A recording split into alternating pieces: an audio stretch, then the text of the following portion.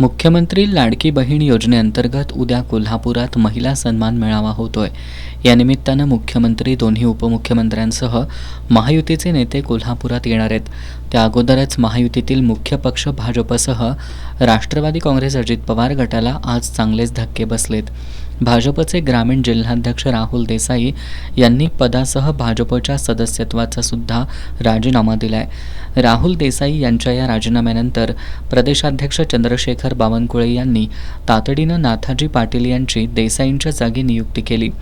भाजपला सकाळी हा धक्का बसल्यानंतर दुपारी राष्ट्रवादी काँग्रेसच्या अजित पवार गटाचे प्रदेश उपाध्यक्ष आणि केडीसीसी बँकेचे संचालक ए.वाय. पाटील यांनी आपल्या पदाचा अचानक राजीनामा दिलाय।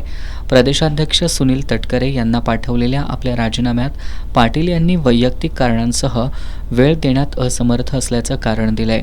ए.वाय. पाटील यांच्या या राजीनाम्यामुळे राष्ट्रवादी काँग्रेस अजित पवार गटाला मोठा धक्का बसलाय। कागल विधानसभा मतदारसंघातील उमेदवारीवरून भाजपचे माजी जिल्हाध्यक्ष समरजितसिंह घाटगे नाराज आहेत। त्यांनी आता थेट राष्ट्रवादी काँग्रेस शरद पवार गटात दाखल होण्याचा निर्णय घेतल्याची चर्चा सुरू आहे। त्यामुळे यापूर्वी मोठ्या प्रमाणात इन्कमिंग अनुभवलेल्या भाजपसह महायुतीमधील पक्षांमध्ये सुरू झालेल्या या आउटगोईंगमुळे जिल्ह्यातील राजकीय समीकरणं मोठ्या प्रमाणावर बदलणार आहेत।